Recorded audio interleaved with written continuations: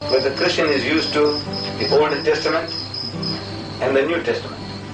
They never heard the term the Last Testament. Did you hear anything like that in your life? No. You see, I had an occasion to use this the first time when I was called to Swaziland. King Sobuza, the old man, the king of Swaziland, his eldest wife, she died. And there was a controversy in Swaziland as to how long is a man to wait before he can remarry.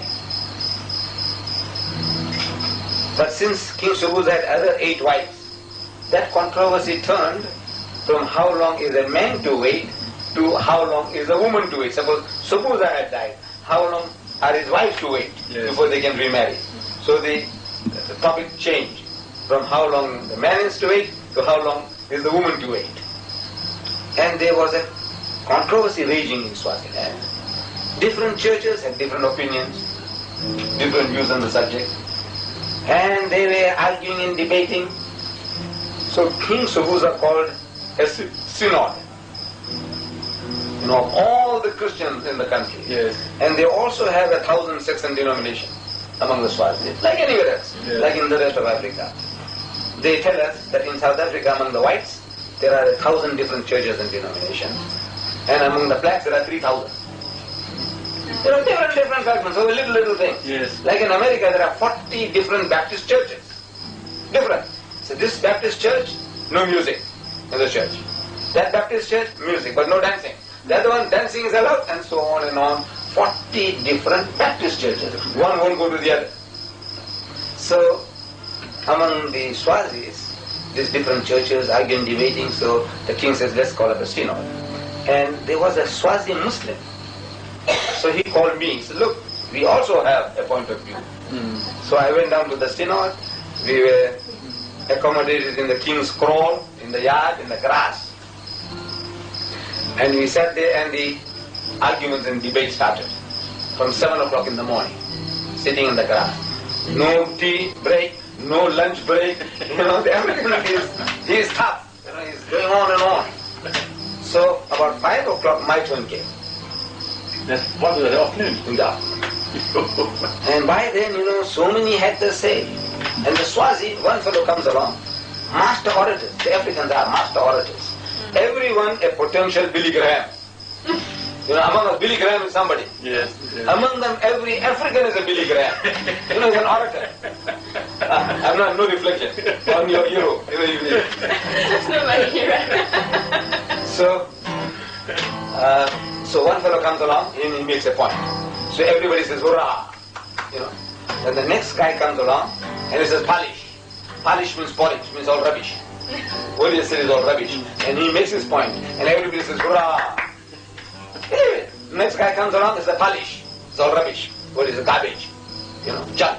What this guy said is all junk. He criticized each one in turn. No, just brushes them off. It's all right. Now, he makes his point. And the way he does it, everybody says, hurrah! So my turn comes. So I said, you know what? We are discussing this problem from morning till now, and we haven't come to an answer yet. No solution to the problem. Because, I said, you are quoting the Old Testament and you are quoting the New Testament. You are quoting the New Testament and you are quoting the Old Testament. And the Old Testament and the New Testament has not got the answer. I said, the answer is in the Last Testament. Everybody's, I go, so what is this? Never heard of it. I said, look here. I had it in my hand, the Quran. I said, here, this is the Last Testament. This book has the answer to your problem. And you don't have to think. You don't have to deduce anything. Listen. So, chapter 2, verse 234, I think it was. I started reading to the audience.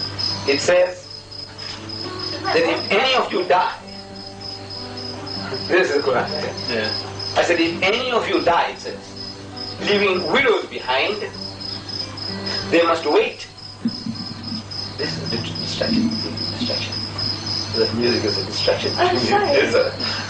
So if any of you die, leaving widows behind, they must wait concerning themselves 4 months and 10 days. He said exactly, word for word. 4 months and 10 days. So do you need an explanation on that? 4 months and 10 days. But he says, anybody could have guessed 4 months and 10 days. This is attributed to God, that God Almighty inspired Muhammad to say 4 months and 10 days, the widow must wait. With regards to waiting after divorce, it says 3 months. You wait in case the woman is carrying. So therefore, 3 months to know that she's clear, then she can remarry. Divorce, after divorce, 3 months. Is that the Quran says? Yeah. After demise of her husband, 4 months and 10 days. Why? That's the question. Very good question. Why 4 months and 10 days? So, in the first instance, I said, look man, any man could have guessed it, any wise man. If he gives a number of people to guess, come on you, how many? Some say 3 months, you say 3 months and 10 days, you say 3.5 months, somebody say 4 months, somebody say 4 months and 10 days. Somebody could have guessed it. And let's say Muhammad guessed it, 4 months and 10 days. I'll give you a reason behind it. And what more it says. I said anybody could have guessed it, and your guess is as good as mine. Okay. But there's nothing miraculous about 4 months and 10 days. But I'll show you something miraculous about this book. The next verse says that you may propose marriage to the widow, but do not enter into a marriage contract until the term is fulfilled. So that's a miraculous part. You see? It says you can 4 months and 10 days, but in the meantime you do not enter into a marriage contract with the widow until the term is fulfilled, 4 months and 10 days. You may propose to her, you may suggest to her, but you can't marry her. Why? Because the woman is emotionally not in a condition to make up her mind. Your husband is just gone. Your brother-in-law comes along. I says, sister-in-law, look, don't worry. I'm prepared to give you protection in marriage, you and your children. He said, look, man, I've lost my looks. Who's going to, in the marriage market, you haven't got any value anymore. Who's going to take me? And here comes along your brother-in-law. He's prepared to marry you. You see? So you said, oh, very happy, I'm delighted, I didn't think anybody would care for me.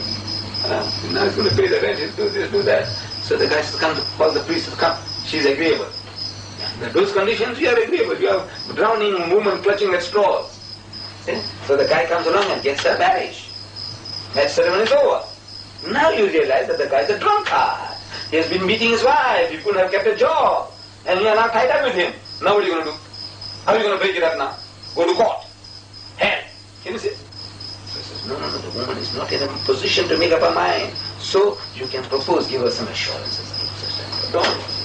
But now, month is gone, 2 months have gone, you're telling her this instead of my brother-in-law. Have you forgotten what he used to do to his wife? This guy can't keep a job. Thank you very much. This is now, the guy comes along and says, no, thank you, brother-in-law. I'll wait a little, God is great. Something will happen, solve my problem. But you won't get caught. 1,400 years ago, in the desert, this man gives such a law. 4 months and 10 days, but don't enter into a marriage contract until the is accomplished. I said, can you imagine a man in the desert giving you such an answer? You don't have to reason, no deduction. In the whole Bible you can't find an answer like that.